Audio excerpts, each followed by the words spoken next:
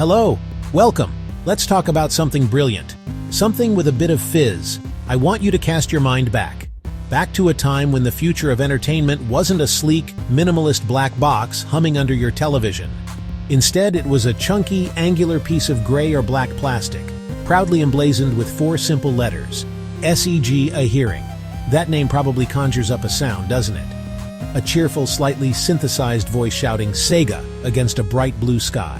It was a promise of adventure, of speed, and of worlds unlike our own, delivered right into your living room. The start of something big. This isn't just a story about video games. Oh no, a proper engineering saga. Bold ideas, magnificent triumphs, and a few spectacular missteps. A company that dared to be different, taking on the giants with swagger and style. Sega didn't just play the game, they changed the rules for a glorious period. They brought the arcade into our homes, capturing the hearts and minds of a generation. So, grab a cup of tea. Let's begin this rather excellent journey. Rewind the clock to the very beginning, long before a blue hedgehog was even a twinkle in a programmer's eye. Sega's story is constant reinvention, starting in one place and ending somewhere entirely different, leaving a trail of fascinating gadgets and unforgettable memories.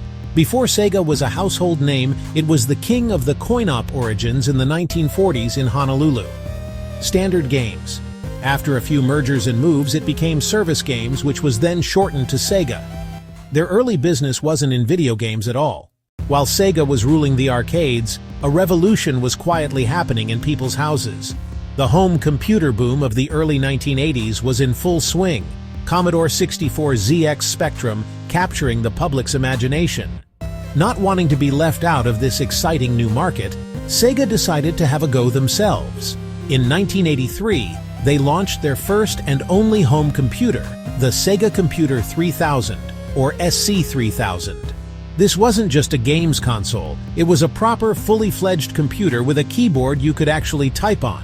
It was Sega's attempt to be a bit more sensible, a bit more educational. The SC3000 was a neat little machine. It was designed to be an affordable, accessible entry point into the world of computing. You could use it to learn basic programming, manage household finances, if you were feeling particularly organized, or of course, play games. The games came on cartridges, just like a console, but also on cassette tapes, which was common for home computers of the era. This dual approach made it a curious hybrid, sitting somewhere between the serious productivity of a personal computer and the pure fun of a dedicated games machine. It was a clever bit of kit, trying to be all things to all people. With the lessons from the SC3000 SG1000 under their belts, Sega was ready to get serious. In 1985, they unleashed the Sega Master System. This was a direct assault on the throne held by their biggest rival, Nintendo. The Master System was a sleek, black console that was technically superior to the Nintendo Entertainment System, boasting more colors and better sound capabilities. In regions like Europe and Brazil, it was a huge hit, developing a loyal following thanks to a library of excellent arcade ports and unique titles like Alex Kidd in Miracle World, which was often built right into the console itself. A brilliant touch. However, in the all-important markets of Japan and North America, the Master System struggled against Nintendo's iron grip. Undeterred, Sega went back to the drawing board, channeled its arcade expertise, and prepared its masterstroke. In 1988, they launched the Mega Drive in Japan, which would arrive in North America a year later rebranded as the Sega Genesis. This was it. This was the big one. The Genesis was a 16-bit powerhouse, a quantum leap forward in graphical and processing power. It promised to bring the arcade experience home in a way no console had before, and it delivered spectacularly. The launch of the Genesis ignited the first true console war. Sega positioned itself as the cooler, more mature alternative to Nintendo. Their marketing was aggressive, edgy, and unforgettable, with slogans like, "Genesis does what Nintendo don't." They weren't just selling a machine, they were selling an attitude. This was the console for teenagers and young adults who had grown up with the 8-bit era and were ready for something faster, louder, and more exciting. The strategy worked wonders, and the Genesis quickly gained significant market share, challenging Nintendo's dominance in a way no one thought possible. The success was built on a foundation of incredible games. Early titles like Altered Beast showcased the console's ability to replicate the look and feel of Sega's own arcade hits. By the early 1990s, the Sega Genesis was a certified hit, but it was missing one crucial thing: a face. Nintendo had Mario more recognizable to kids than Mickey Mouse. Sega needed their own icon, a hero for their console. After the dizzying heights of the Mega Drive or Genesis, Sega's hardware journey became a bit complicated. They were always looking for the next big thing, but this drive for innovation led to confusing and damaging decisions. First came the add-ons for the Genesis, the Sega CD, the 32X. While both were powerful pieces of kit in their own right, they fragmented the market. They were expensive, had limited software support, and left many consumers feeling bewildered.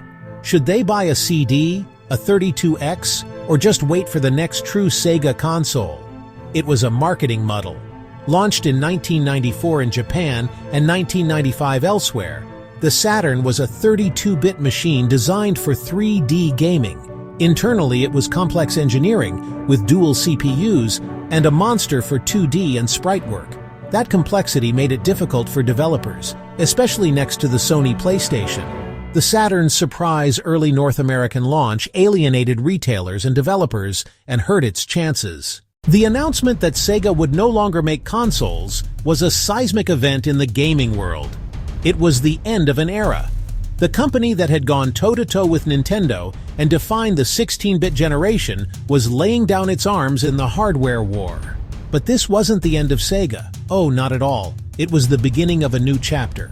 By shedding the immense cost and risk of developing and manufacturing hardware, Sega was able to refocus its efforts entirely on what it had always done best, making absolutely brilliant games. This transition from a first-party to a third-party publisher was a landmark moment. Suddenly, the unthinkable happened. Sonic the Hedgehog appeared on a Nintendo console. Games bearing the Sega logo started to appear on the PlayStation 2. Games bearing the Sega logo started to appear on the Xbox. It was a strange sight at first, like seeing a famous racing driver competing for a rival team. But it allowed Sega's creative spirit to flourish. They were no longer tied to a single platform, free to bring their iconic franchises and new ideas to the widest possible audience. The company had survived, and in doing so, ensured its legacy would continue. It's a proper good legacy that.